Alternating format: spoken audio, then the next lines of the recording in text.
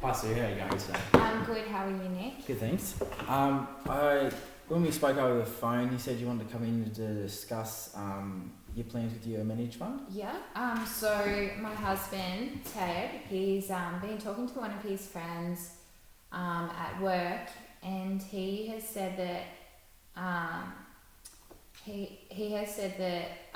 managed funds are underperforming in the market, and it would be better off that we make our own investment. What's your opinion on that? Okay. At the moment, I would say managed funds would be the way to go. Yeah. For that is when you're moving from indirect to direct investing. Direct investing requires quite a lot of time. Okay. Yeah. Because as you're looking, probably going to be holding, say, diversify your portfolio and split it up to say about $5,000 within 5 separate equities. Okay. Yeah. Yeah. So for that, you would also be researching annual reports, trying to analyse data. It's a lot to keep track of. Okay. Yeah. With the managed funds, on the other hand, they have massive research houses that develop reports, give their investment consultants Okay. up-to-date information in regards to all the information that they need. Yeah. They really try to push to keep the diversification within their portfolios. So they hold a lot in cash, they hold it in retail property, they hold it in long-term projects, equities, and they also hold some in just normal securities such as bonds and so on and so forth. Okay. So out of any of those, like those different areas, is it better to put all your money in one basket, or to actually be diverse with? Well, by diversifying your portfolio, you're essentially reducing your risk. Okay. So if there was to be a slump in, say, equities, say in the mining sector, Yeah. if you holding equities within, say, as managed funds do, they hold equities within about 200 companies Yeah. at one time. So if their mining sector was to slide off a little bit, they're still holding strong equities within, say, the banking and financial industries and so on. Yeah. Okay. Well, to be honest, me and Ted don't know much about investing, Yep. and that is why we came to you guys. Is there any information at the moment which can prove to us that So I've got here is the 2014 long-term investing report from ASX, which is the Australian Stock Exchange. Okay, yeah. They release this report every year or so, giving information to investors about the long-term securities. Okay, yeah. So for Australian shares, there was a return of 9.2% Yeah. over the last 10 years. And balanced managed funds, there was a return of 7.4%. Okay. So the balanced managed funds which you're in at the moment, it's not such as a conservative, whereas a growth. Okay. It kind of sits in the middle. It holds a bit of risk, but it doesn't hold a high level of risk. So, as in something like residential property investment would have more risk than balanced managed funds? As we can see recently with in Sydney, with the retail land prices have skyrocketed. Yep. But as they say, a lot of things they burst.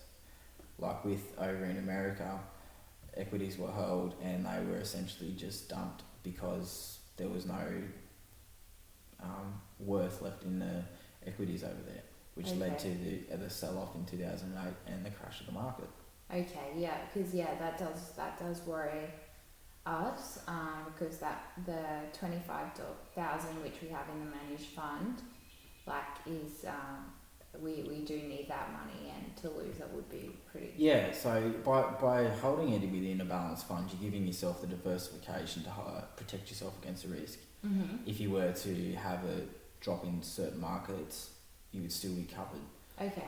If equities were to go down and a dollar was to rise, you would still be covered because they still hold some cash, essentially cash within their portfolio as well. Oh, that's good. So you are hedged against the risk. There is risk involved, Yeah.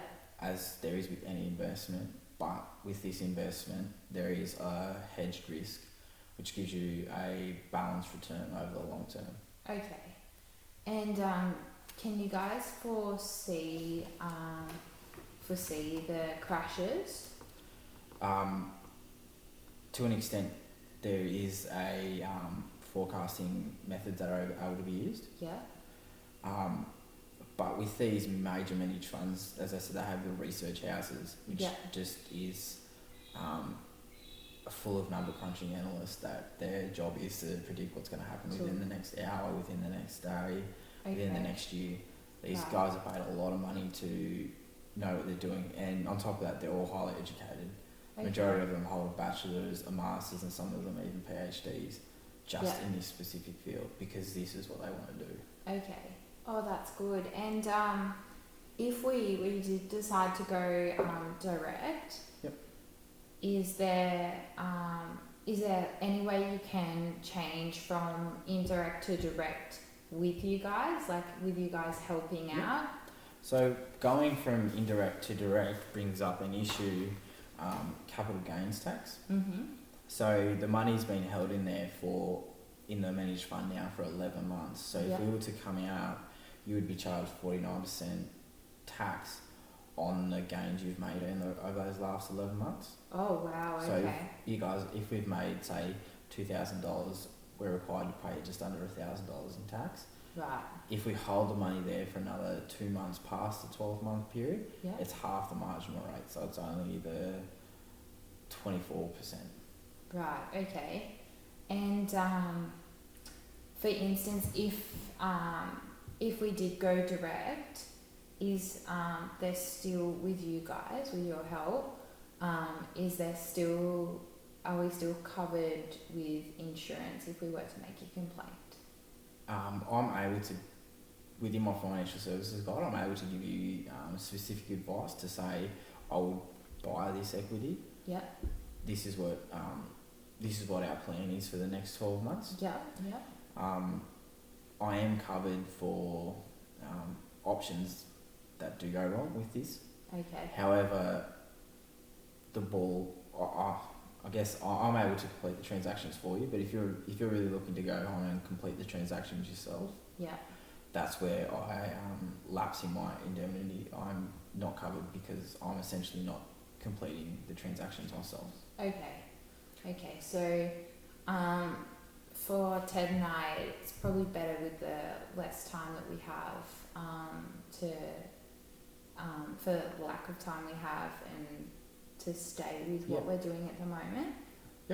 We can obviously sit down and have a look at it another day with we can get some research material together, and I can present with you with another couple of fund options if you're really not that happy with the return that we're getting now.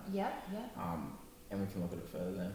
Okay, and is in the next few years, is the managed funds, is it like there is still a risk, but because overall you are going to get back generally with what I have put in, because it's so there's a lot less risk than so you're holding the money within the fund. You can hold it over the long term, which is when you receive the less risk but also the greater return. Because as the business cycle works over its 10 years, there's highs and there's slumps. As the same with general economics. Economies go up, they go down, but over the long term, they stay above average. Okay. So we are covered in that proportion. And so you said for the last 10 years, we're getting 7.4. And so that's 7.4 every year as it compounds up. So that gives us a that working its way up is, although some years it might have only been about 5%, or some years we might have got a return of 2%. Over the long term, you receive 7.4%. So that is a considerate growth within your wealth. And what about someone was telling, I think it was Ted's friend was telling us about the inflation. How does that work with the long term So, gain. in the ASX there, it said the CPI had been averaged out at about 2.8%. Yep, so the CPI is the inflation. Inflation rate. Yeah. So the essential idea of that is, if you have $1 today, you come back next year, and inflation's gone up by 1%. Mm-hmm. The dollar's actually worth less. Yeah. So a loaf of bread, for example, costs $3 today. Mm-hmm. Next year, if it's gone up by say only 1%, it's worth $3.03. Okay. So Okay. the general price rises. Yeah. But with that, that's why at June every year you usually get a pay rise. Yeah. And so on and so forth. And so then you would, if I wanted to make the same amount of money that I've made this year, and the inflation goes up, it would be good to match it by adding some more money into my account to be able to make the same as I have been. Okay. And on top of that too, if you're making the same amount of money you are this year as next year, Mm-hmm. you're essentially making less money next year because the dollar is worth just that little bit less. Yeah. But for that, that's why contracts are increased by the inflation rate. Most contracts are increased by the inflation rate every year. Yeah. Or you get a pay rise normally. Okay. Oh, that sounds good. Yeah, no, I think we'll definitely stick with the managed funds. Okay. Yeah. Sounds great. Well, until next time. Thank you so much, Nick. Nice to meet you. Nice to meet you too. See you then.